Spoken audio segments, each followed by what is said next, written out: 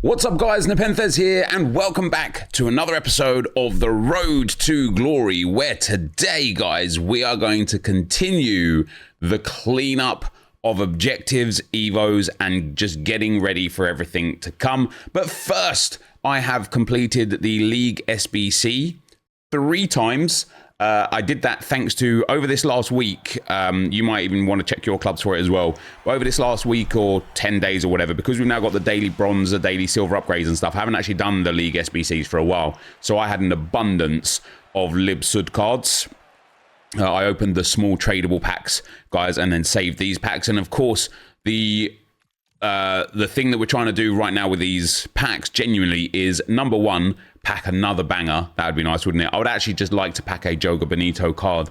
That would be very nice. But number two, just start filling the club back up with gold cards. As I showed you guys yesterday, I don't have much in the club whatsoever, and it actually makes doing kind of like the daily sort of like 84 by 3s and stuff really challenging. And so, yeah, I thought I've actually got enough NepentheZ cards for 2 more runs.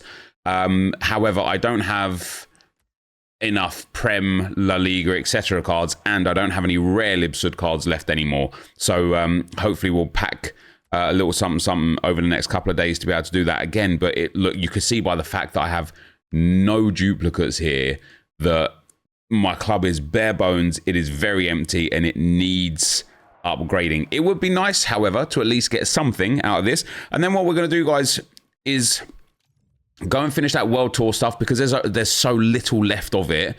I'm going to go and finish that. And dare I say, I might play some Rush today, guys. I might play some Rush. That's right. The 1500 SP in Rush looks interesting. I guess EA have done it on purpose to try and get people into Rush and playing Rush. But yeah, we might kind of have to go there. This is really disappointing so far. I thought we'd get at least 1 or 2 walkouts from these packs, but unless it comes from these last 2 packs, oh, a little more pause and we would have been good. Yeah, unless it comes from this last pack now, it's going to be pretty bad, pretty down bad, that is for sure, which means that was not a great start. Yeah, other than that, guys, we've got a few objectives that I want to complete as well. And this week, I want to, now that we're like fully caught up on everything, there's a few evos and stuff that we've still got to do now, but we're kind of like on top of things. And it's actually the coins that I need more than anything else. But now that we're kind of on top of things, I want to be like fully finished on things so that I can attack them as they come. So I've put Fryer into Tricks and Flicks because he already has maximum number of playstyles, so he will not gain Trickster or Trickster Plus. 2, 4, yeah, so he's got 6 commons and 1 gold playstyle. What he gains though is a nice boost in dribbling and composure for that +1, and I mean, this is getting out, this is getting to be a great card, guys. What I did notice that EA are doing right now as well, which I think is a bit cheeky and I don't really like it, is that even the smaller evos, they're giving +1s now. I think EA are really trying to kind of like boost people's overalls, and it's a little bit frustrating. But we need to get up to 50,000 coins, guys, for Song of Torre. I still don't know who I'm going to put on that. It's probably going to be Zubamendi, and I've got a few of these evos to go. Nothing crazy there, like, you know, they take 10 seconds to put on, so it's not a problem. But for objectives, here's what we're going to attack today. We're going to attack the live event Season 3 Cup. So I need to play 5 more. I need to score 1 more in 1 more. That's it. I need to score in 10 with a Spanish player. So we're going to put a Spanish player up front for this, you know, these games. And then we need to assist in 5 with a Italian. So I need to put a couple of Italians on the wings or maybe in at centre mid, and a Spaniard up front to complete this. But then I also want to work on this Rio Rhythm. Obviously will happen in Rush. Like I say, that 1500 SP, the Joga Bonito skin looks quite nice. But for this Fernandez, I need to play 1 more with 4 South Americans in my starting 11. I need to assist 6 goals using a player from Colombia. So I think I'm just going to put Cuadrado at right mid. I need to score 12 goals using a player from Uruguay. And then I need to just win 3 more games. So Uruguay, Colombia, Spain and Italy is everything that we need. So let's go and see what we can do. And then, like I said to you guys the other day, champs I want to do. I think I'm just going to commit to champs on Mondays, rivals Tuesdays, Wednesdays, as like the end of the FC week. I think that'd be quite good. And yeah, hopefully we can also do a few more Evos now. So we've got Fryer in the team already. So we need a Spanish striker. So we've got country, Spain. It might honestly have to be like Mikel Merino, guys. I can't lie. I don't really have. We've got Athenia there.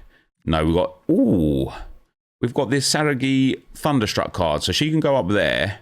That's very good. We need an Italian centre mid for an assist, really. Let's go for Italy. Let's see what we've got. I know I'll have some.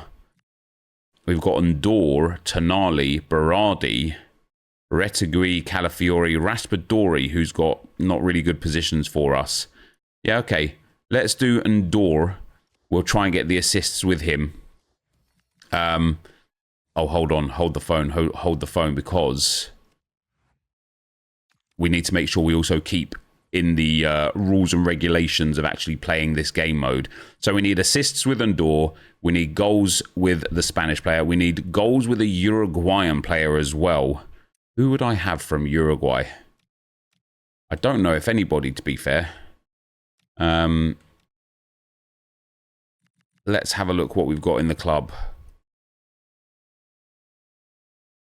Yeah, I don't really have anyone. Just this Fernandez guy,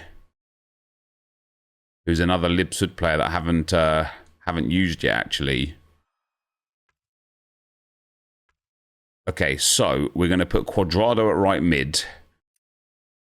Obviously, we don't have a Uruguay. I might have to buy somebody from Uruguay. I wonder if there's some like good players that we could have in there. Cuadrado, fortunately, as well, guys, is 86 rated, which is really handy. Helps us in chemistry on Ndor. We've got... Maybe I'll put Mikel Merino. No, I want to keep the Brazilian in there.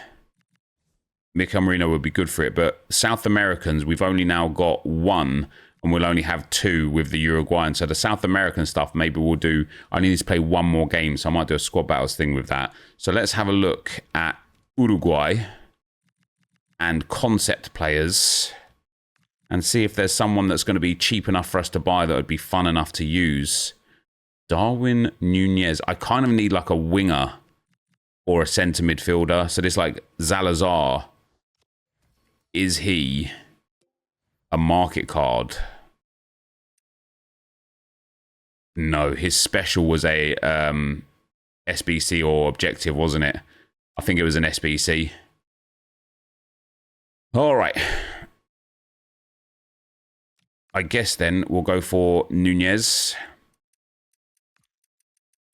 And we'll work on like one bit at a time. Obviously, with the way that this game is, how many coins does... Apparently, this Nunez card is like crazy cheap. I have like 24,000 coins, I think. Okay, he's not that cheap. Okay, he's not very cheap at all. It's trying to like find Salazar. I think that's why, isn't it? No, it's not. Oh, he's like 90k. Jesus. That's really expensive, to be fair, isn't it?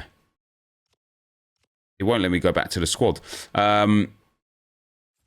So,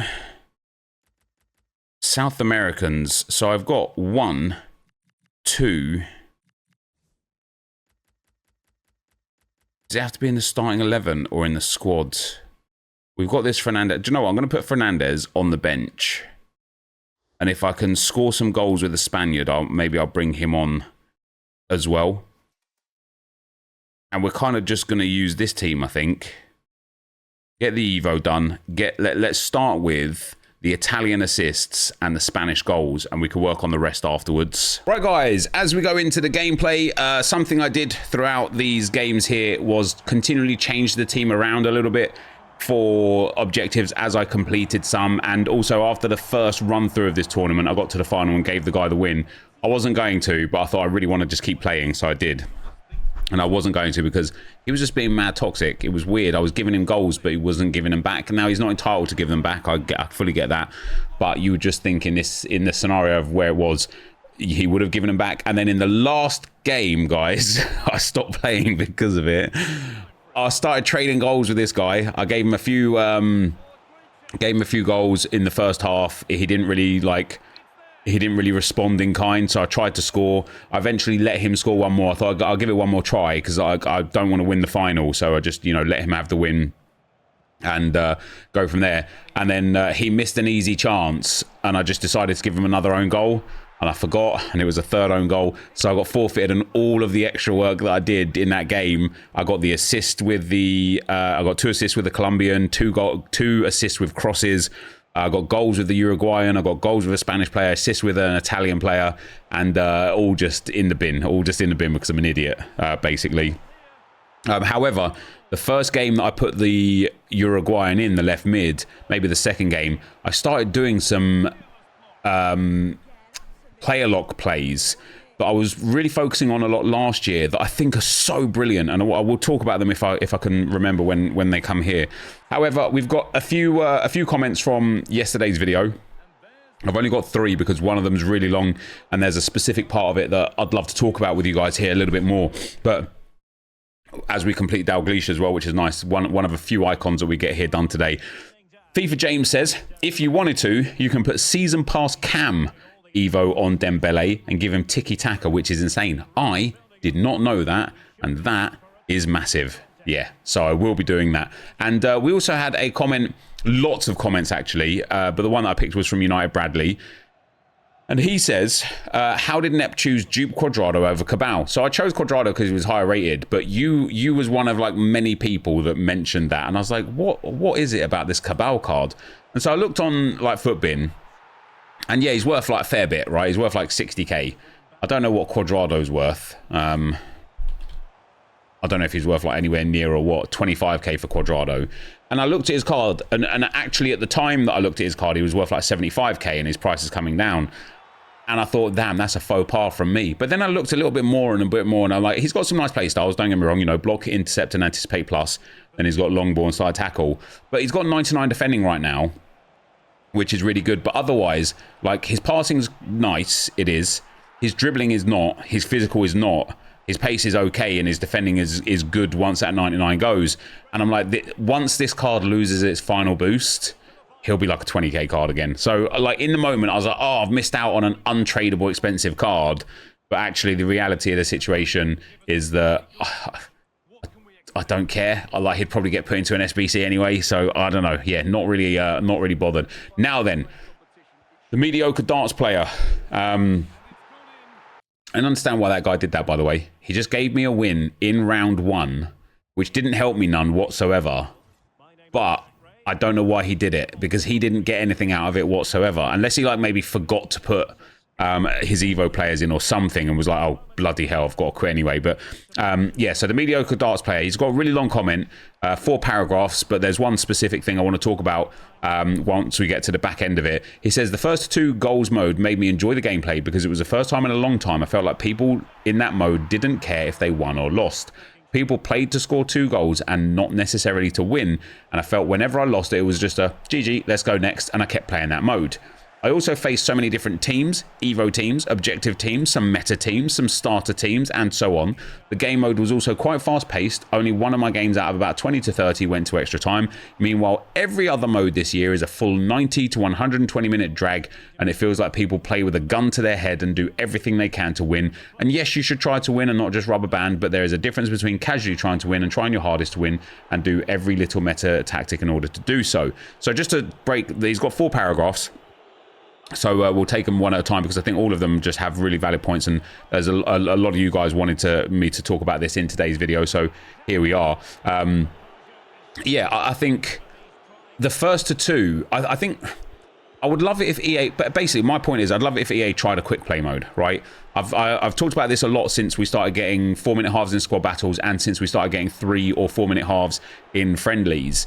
I would love every part of the game to be 4-minute halves, right? I think when I talked about this on the stream the other day, quite a few people said, oh no, like 4-minute halves is not enough, like it's, if you're out of the game, you're not enough time to get back into the game or whatever. And I don't necessarily agree with that anyway, but one of the other points of contention was the pro games are 9-minute halves, I think, and I think that's ludicrous, by the way. I get bored watching these pro games and they all finish like 10-7 and 7-3 and stuff. Like, there's so many goals in them.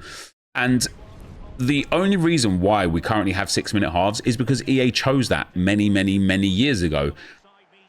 Gaming has moved on, and the only, like, maybe they had a good reason to choose 6 minutes, but it's like, if it was naturally 5 minutes, if it had always been 4 minutes, or always been 5 minutes, or always been 7 minutes, we wouldn't be sitting here going, damn, this should be 6 minutes. You would just have what you have, right? I think I would love it if EA had, I mean, I know they've got it in live events, but I'd love it if they had like a weekend league, a weekend rivals, where every game is 4-minute halves, because I think people would enjoy the game more. If it's a tough or sweaty, stressful game, you're out of it a bit quicker. If it's a game where it's like, you know, you're dominating someone and, you know, sometimes they put their bad pad down or whatever and it gets boring, you're out of it quicker. You can get through objectives quicker. You can get your points quicker. You can get through your champs quicker. And not that I think getting through things quicker is like the end goal. I just think that because EA have given us a game now where, you know, you get 15 games of champs, 18 games of squad battles, 10 to 30 games of rivals to get your points. God knows how much in live events and rush needed events and things like that as well. Like, we're long gone from the just do a division run through where it's like 10 games maximum before the division's over and that's it, you're finished. Like, there is so much that they encourage us to do. And 6-minute halves, I think, are just too much, personally. Anyway, the mediocre darts player carries on to say, EA also messed up champs by forcing you to play rivals in order to play champs. Knowing that you have to play like 10 rivals games to promote and get enough qualification points just to enter the mode is time limited and it's just jarring. And yes, you could alternate playing rivals one weekend, champs next weekend and so on, but the live events just feel like a better use of time. Also, how rivals is set up is a bit interesting. By moving higher in the divisions, you spend more and more time trying to get weekly rewards because you move closer and closer to 50% win rate as you move up the divisions. Okay. If rivals was more like draft where you get rewards as you play, win it, it would be a way better as a mode. The weekly timed rewards is a dated way to give rewards. That's why people love the bounties in rivals this year. What you said there, I've tried to like explain this, I feel like 1,000 times. But the way you've put it is like perfect. Rivals, by moving higher up the divisions, you spend more and more time trying to get weekly rewards because you move closer to your 50% win rate as you move up the divisions. Because eventually you hit that point where you're at the peak of your skill. And so it becomes a lot harder. And it would make sense if the rewards made sense, right? But obviously EA can't give exponential growth on rewards. This is where I was doing the player logs, by the way. Some really nice goals in here. But the way they've got it now, like Division 1 rewards, even Elite Rivals rewards, are genuinely barely better than Division 6 rewards. Like, your actual expected value it's just not nearly good enough for the skill disparity of the different divisions. We've been through it so many times before, but I stand by it, right? I wish they would have a system like they used to have, like you're talking about here, where it's like you play a set amount of games, and at the end you get a reward based on how you did, and then at the end of that you move up or down based on how you did. So imagine, instead of draft, where you kind of pointed out draft would be something similar, 4 games, imagine like a 10 game, imagine 10 games like it used to be in seasons, right? But you play 10 games in your division. Let's say you're in Division 4. You just play 10 games in Division 4. However many wins you get determines your rewards. And then if you finish on like 30 points, let's say you win all 10, you get promoted 2 divisions. If you finish on sort of like 29 to 25 or 24 or 23 points, you go up 1 division. If you get 22 down to 15 points, you stay in the division. If you get 14 down to 9 points, you get relegated 1 division. If you get 8 or less points, you get relegated again. And like, 2 divisions. And if you get sort of like 8 or less points, your rewards are genuinely minimal. So it kind of would prevent people from like moving down the division. And then once you get to the end of those 10 games, you could just play it again, right? That way, like, people could play at their leisure, obtain rewards, earn rewards consistently. Even if EA wanted to make them like untradeable or whatever, just to make it to a point, oh, Viper did me a solid and didn't show the game where I scored 3 own goals by mistake. So appreciate that. Ultimately, I think it's a brilliant idea. I think it's a really good idea to change rivals back to an old system where it's like, you're in, you get your rewards, you're out, you can go again if you want to. I think it would be really, really healthy for the game. Really healthy for the game. And guys, the last part of the mediocre darts players comment, as we'll open some packs as we talk about this here a little bit as well, was Evos are also kind of messed up. The way EA use the restrictions and the time limits are kind of counterintuitive. And I do agree. And I actually think today's evolution, for example, is disgusting. I hate it. It's really good for a lot of things, apart from the fact you have to give it to somebody that doesn't have a Playstyle Plus, which means you have to put Trickster Plus on someone. And I just think that's awful from EA. He carries on to say, it's always better to wait out the deadline and see what comes next. Because if you do an Evo that gives a +1 overall to, let's say, Frimpong, well, he's 84 now, and the next day they release an 83 capped Evo for right backs that would boost defense massively.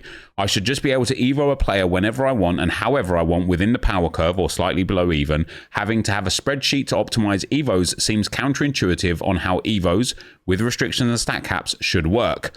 I agree with you massively, by the way. You also get a lot of meaningless play objectives that you should be able to skip if a player gets +0 on stats. No extra roles, no extra play styles, because right now you might have to play 3 games in order just to move on to the next stage while getting nothing for it. An XP system for the Evos would be way better, where you got higher XP for playing with +5 form in champs, in Div 1, or in higher in Rivals versus Legendary Ultimate on squad battles. It would reward people for playing in tougher environments, other than just better roulette rewards, e.g. keep 5 clean sheets in the Elite Division and receive +5 defending on any player rated under 85, or you could use it on Szoboszlai, for example, inspired by his games at right back earlier this season. I could decide how I want my ultimate team that way. I think, man, I waffle so much, guys, that I always forget where I waffled about what. But I was speaking very recently, it might have been here on this video, on this channel. I was speaking very recently about how, like, Evos this year are better than they've ever been. There's still some terrible Evos and it's still a bit frustrating sometimes. That's a nice start. But how they're just generally way better. The problem with them being way better is that it has absolutely obliterated the promo card market, right? Nobody anymore cares about an 86, 87, 88 rated promo card or SBC or anything like that. Berbatov, or the card that came out today, Duranville, he looks decent, to be fair, but nobody cares about him because everyone's got Evos that are on par with him. And some of those Evos might even be like, oh, that's nice. Some of those Evos might even be like 75 rated, 74 rated or something like that, like the Fryer that I've got.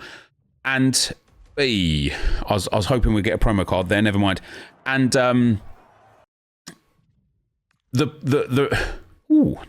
some good fodder for me for a change. And the reason why, in spite of what we want, and because I agree with you, I think an XP system would be perfect. I got rid of the guy on the left mid by mistake. The reason why that we'll never get that is because even if we just take some of my Evos right now, Gabriel Jesus, he's 85 rated, 4-star, 5-star. I can get him to 5-star, 5-star right now if I wanted to. It would just take him to an 86 rated.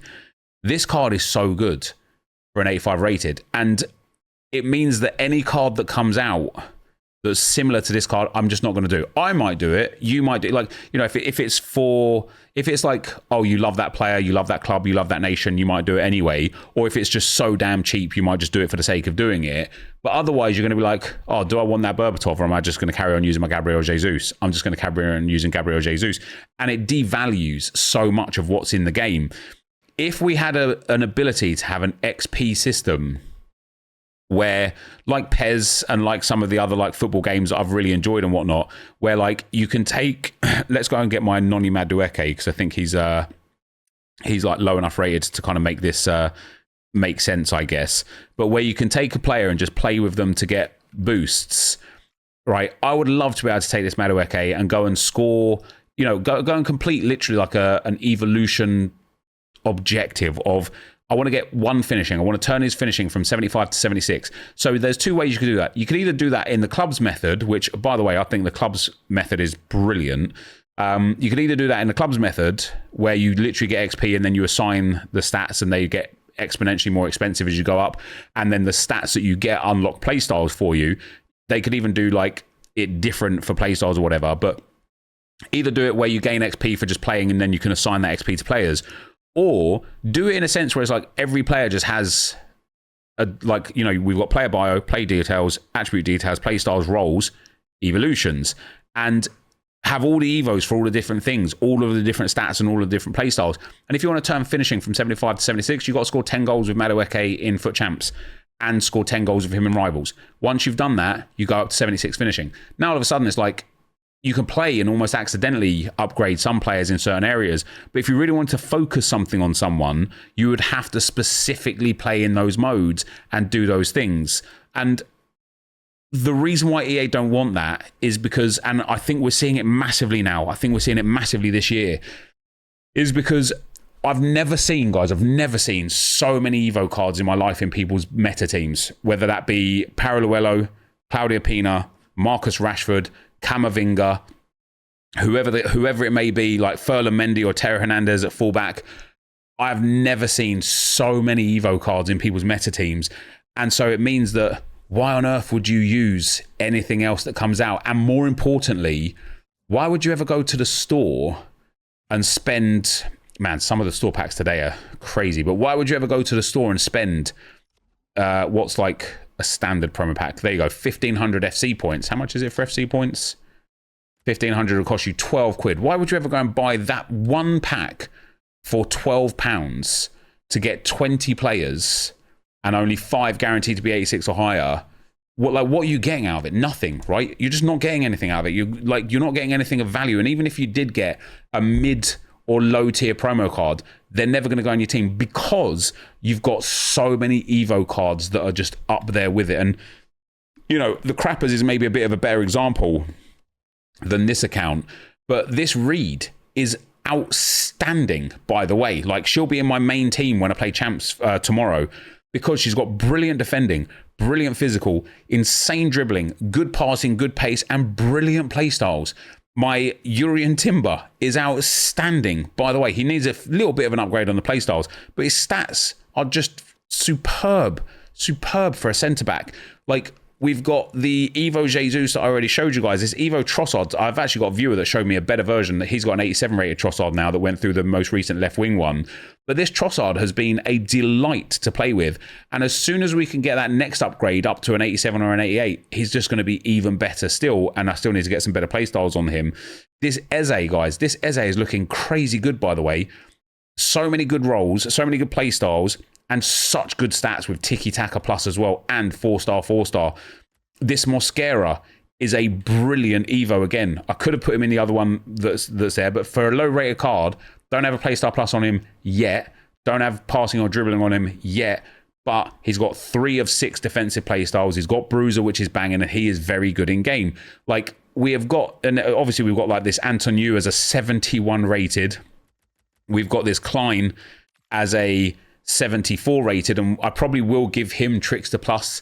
I mean, maybe it can be fun if we give him Trickster Plus, right? Just because, I mean, I don't want to give him Trickster Plus, but I like the boost that it gives him whilst keeping him as a 74 rated. But we've also got this Fryer. Now, this guy's 78 rated. Look how absolutely bonkers these stats are. And because he's only 78 rated, I will be able to upgrade that passing and that physical massively, very easily as the Evos come. Obviously, I still need to upgrade his shooting and dribbling a little bit, but they're both very good. And his playstyles are elite. Finesse shot plus, low driven, brilliant playstyles. The only thing I need to do now, once it opens up to allowing to add 7 or 8 playstyles on, is I need to give him Tiki Taka and Incisive.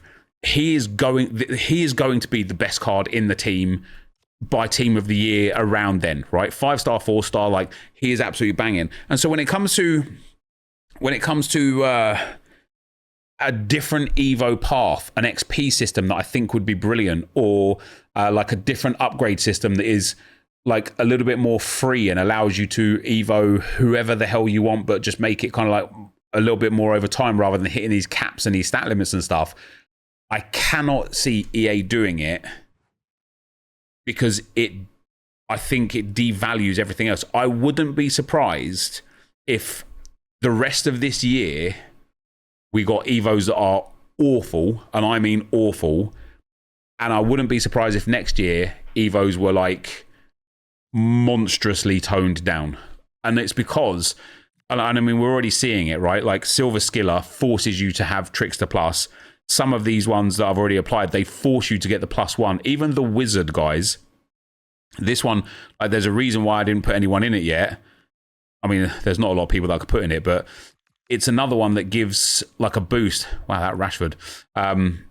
Where it's like, I can't remember what it was. Maybe it gives Trickster playstyle or whatever. Like this one's not bad, to be fair, but it's it gives Cam as well. Yeah, it's like, this one looks all right, but my point is, like, there's so many Evos that are just absolutely diabolical. Absolutely diabolical.